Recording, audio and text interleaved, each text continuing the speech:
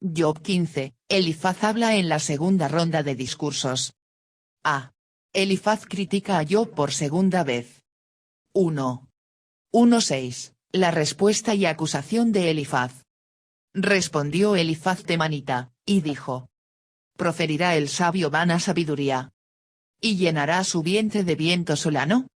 ¿Disputará con palabras inútiles? ¿Y con razones sin provecho?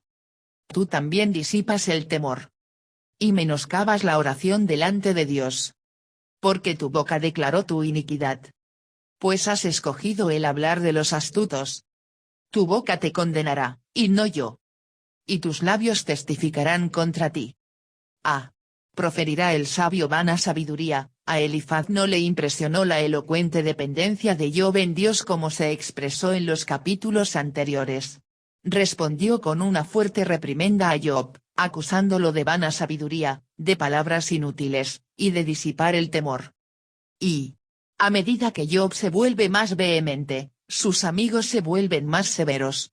Al principio, Elifaz fue amable y cortés, Job 4:2.2. Ahora su cortesía disminuye y acusa sin rodeos a Job de locura e impiedad. Andersen. Y, a medida que la discusión se vuelve más acalorada, también se vuelve más áspera. En sus primeras líneas, Elifaz acusó a Job de eructar un viento caliente de palabras inútiles. Smig. La palabra traducida su vientre es literalmente barriga, ab. La intrigante posibilidad surge del uso del verbo piel, llenar, como privativo. Esto invertiría el significado de vacío, que se adapta al contexto. Elifaz se ha vuelto grosero. Los discursos de Job son una excreción de viento del vientre. Andersen. B. Y con razones sin provecho, Elifaz buscaba desanimar a Job de su autodefensa. No estás haciendo ningún bien, Job. No te estamos escuchando. No nos estás persuadiendo. C. Y menoscabas la oración delante de Dios. Elifaz se equivocaba en su juicio sobre Job, aunque Elifaz no podía ver la vida de oración secreta de Job, era un hombre piadoso y de oración como lo demuestra Job 1. Y, sin embargo, ciertamente algunas personas menoscaban la oración delante de Dios. Spurgeon consideró formas en que algunos hacen esto. Punto centrado. Algunos menoscaban la oración delante de Dios porque no oran con frecuencia o regularidad. Punto centrado. Algunos menoscaban la oración delante de Dios porque no preparan su corazón adecuadamente para orar. No consideran a quien le están orando, la forma en que deben hacer su oración, que son pecadores, que deben pedirle a Dios y ser agradecidos por lo que Él ha hecho en el pasado. Punto centrado. Algunos menoscaban la oración delante de Dios porque oran de una manera tan formal y estricta que en realidad nunca abren su corazón ante Dios. Punto centrado. Algunos menoscaban la oración delante de Dios porque oran con poca fe y mucha incredulidad. D. Tu boca te condenará, y no yo. Elifaz insistía en que Job también se estaba condenando más a sí mismo cada vez que hablaba. Esto se debe a que, desde la perspectiva de los amigos de Job, las únicas palabras que Job debería pronunciar son palabras de humilde arrepentimiento por el pecado que lo puso en esta posición. 2. 7:13, Elifaz acusa a Job de falta de entendimiento. ¿Naciste tú primero que Adán? ¿O fuiste formado antes que los collados? ¿Oíste tú el secreto de Dios? ¿Y está limitada a ti la sabiduría? ¿Qué sabes tú que no sepamos? ¿Qué entiendes tú que no se halle en nosotros? Cabezas canas y hombres muy ancianos hay entre nosotros. Mucho más avanzados en días que tu padre. En tan poco tienes las consolaciones de Dios. ¿Y las palabras que con dulzura se te dicen? ¿Por qué tu corazón te aleja? ¿Y por qué guiñan tus ojos? Para que contra Dios vuelvas tu espíritu. ¿Y saques tales palabras de tu boca? Ah. ¿O fuiste formado antes que los collados? Elifaz argumentó de manera similar a como lo hizo Dios más tarde con Job en los capítulos 38 y 39. Ambos apelaron a Job para que considerara que no sabía tanto como pensaba. Sin embargo, lo que Elifaz pensaba que Job no sabía era completamente diferente de lo que Dios sabía que Job no sabía. B. ¿Qué sabes tú que no sepamos? Job no podía afirmar haber nacido primero que Adán, tampoco podía afirmar haber sido formado antes que los collados, ni afirmar que había escuchado el secreto de Dios. Sin embargo, Job podía afirmar correctamente que sabía más que sus amigos en su situación. Ellos sabían que Job era un pecador particular y notorio que necesitaba arrepentirse. Job sabía que no lo era, y que debía haber alguna otra razón para su crisis. Y así continúa burlándose de Job, y acusándolo de arrogancia insolente, como si se hubiera tomado a sí mismos como parte del consejo de gabinete de Dios, y así hubiera sabido más de su mente que cualquier otro. Trap. Y los cargos no son merecidos. Job no ha hecho afirmaciones tan exageradas. Solo había afirmado ser tan inteligente como sus amigos. Job 12:2.3, no tener el monopolio del conocimiento. Job 15:2.8. Andersen. C. En tan poco tienes las consolaciones de Dios, es importante recordar que Elifaz consideraba las consolaciones de Dios como el consejo de él y sus amigos. Suponía que si Job rechazaba su consejo, estaba rechazando las consolaciones de Dios. Por lo tanto, pensaba que Job había vuelto su espíritu contra Dios. Y, por muy equivocado que Elifaz haya estado en referencia a Job y en referencia a él, sus comentarios fueron groseramente injustos. Sin embargo, muchos de ellos son correctos en sí mismos, y pueden aplicarse de manera útil a nuestros propios corazones. Dado que Elifaz, en este versículo, no enseña ninguna doctrina, sino que solo hace dos preguntas penetrantes, no puede engañarnos, pero puede hacernos un buen servicio. Spurgeon. Y Spurgeon sugirió cuáles son algunas de las consolaciones de Dios que algunos consideran tan poco y son descuidadas o rechazadas. Punto centrado. Las consolaciones de Dios son aplicadas por el Espíritu Santo, que es el Consolador. Punto centrado. Jesús es la substancia de estas consolaciones, pues Él es llamado el consuelo de Israel. Lucas 2:25. Punto centrado. Las consolaciones de Dios tratan con nuestro problema del pecado, su culpa, su mancha y su poder. Punto centrado. Las consolaciones de Dios nos aseguran un corazón y una naturaleza nuevos. Punto centrado. Las consolaciones de Dios revelan un motivo de dolor que permanece. Punto centrado. Las consolaciones de Dios nos muestran a aquel que sufre con nosotros, Jesucristo. Punto centrado. Las consolaciones de Dios nos compensan de todas las pruebas y sufrimientos. Punto centrado. Las consolaciones de Dios nos hablan de nuestro destino celestial y esperanza. B. Elifaz agrupa a Job con los malvados que merecen y reciben juicio. 1. 14:16. La impureza universal de la humanidad. ¿Qué cosa es el hombre para que sea limpio? ¿Y para que se justifique el nacido de mujer? He aquí, en sus santos no confía. Y ni aun los cielos son limpios delante de sus ojos. Cuanto menos el hombre abominable y vil. ¿Que bebe la iniquidad como agua? Ah. ¿Qué cosa es el hombre para que sea limpio? Job y sus amigos ya han discutido sobre este punto, con Zofar, entre otros, acusando a Job de afirmar ser puro y limpio. Job 11:2.4.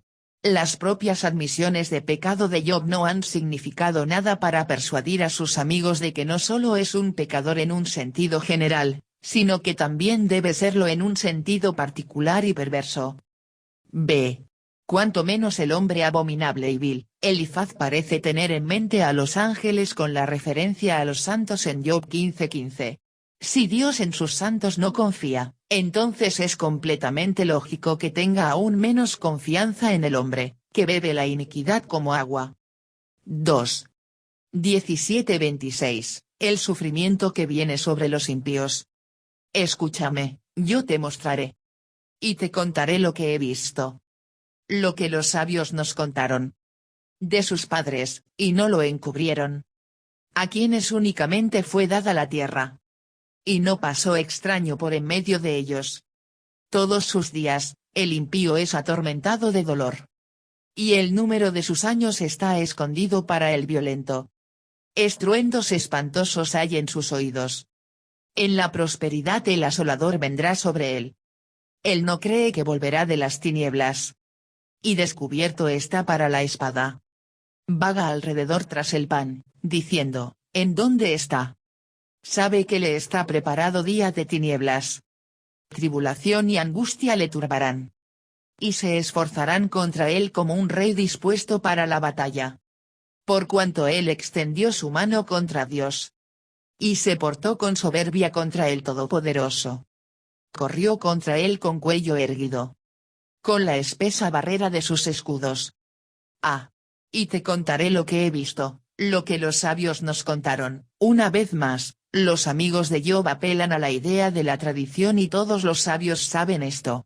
Hablan en términos de asociaciones de causa y efecto entre la maldad humana y el juicio recibido y asumen que este principio siempre es cierto en todos los casos, especialmente en el caso particular de Job. Y, una vez que se aplica el mazo de la tradición, no hay nada más que decir. Los fariseos adoptaron este método con Jesús. El método Elifaz ha impedido que más almas desarrollen la vida con Dios que casi cualquier otra cosa. Chambers. B. Todos sus días, el impío es atormentado de dolor. Job, solo el impío sufre como tú. Estás sufriendo con un gran dolor, por lo tanto, debes ser un impío. Cuanto antes confieses esto y te arrepientas, mejor será para ti. Y, si los amigos tienen razón, estos y el ejército de los vencidos que representan, aquellos, las víctimas de los azares, como decimos, de la vida, sobre los cuales cayó la torre de Siloé, son todos rechazados por Dios, todos pecadores más allá de sus hermanos.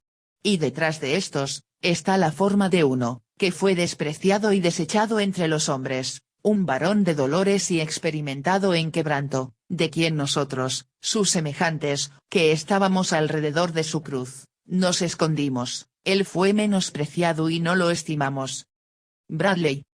C.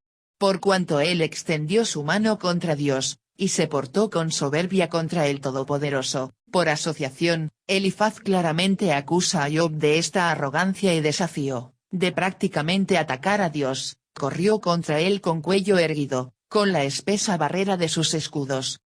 Y si Elifaz hubiera sido sabio, habría visto lo que quería decir Job. Job se enfrenta a algo que no veo, no entiendo su problema, pero lo trataré con respeto. En lugar de eso, dijo, según mi creencia tradicional, ¿eres un hipócrita, Job? Chambers. Y aquí no hay ternura. La filosofía de la vida se expresa totalmente en el lado negativo, y era imposible que Job malinterpretara el significado. Morgan. 3. 27-35, la certeza del juicio de Dios contra los malvados. Porque la gordura cubrió su rostro, e hizo pliegues sobre sus ijares. Y habitó las ciudades asoladas. Las casas inhabitadas.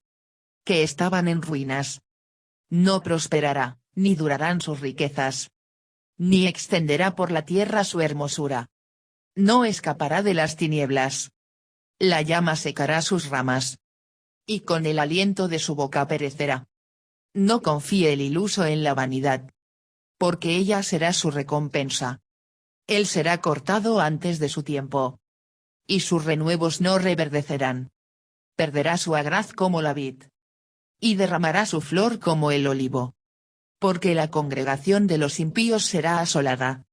Y fuego consumirá las tiendas de soborno. Concibieron dolor, dieron a luz iniquidad. Y en sus entrañas traman engaño. Porque la gordura cubrió su rostro. Y habitó las ciudades asoladas. Elifaz explicó poéticamente que los malvados pueden parecer tener éxito por un tiempo, como lo hizo Job, pero su éxito es solo una ilusión. En realidad, están solos, son pobres y están en tinieblas, una descripción fiel del estado actual de Job. Y ser gordo en ese mundo no era objetable. Era la prueba de la prosperidad. Aquí Elifaz estaba admitiendo que los impíos prosperan, pero como dijo en Job 15:29, su riqueza no perdurará. Smith.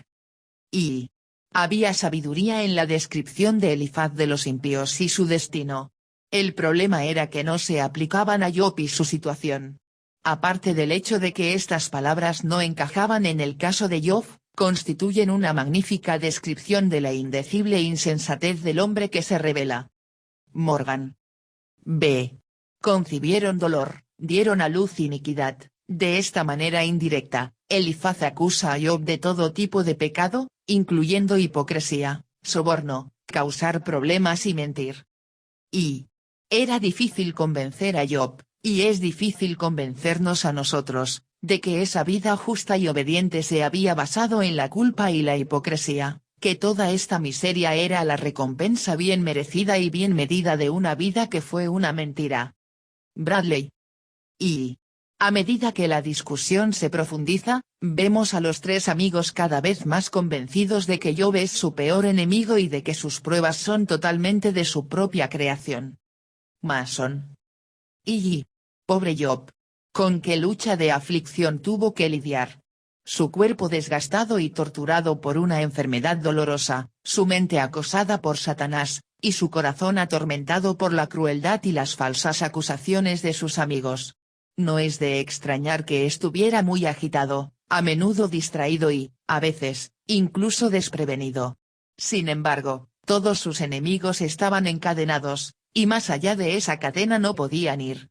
Dios era su protector invisible, y no permitió que su fiel siervo fuera muy conmovido. Clarke.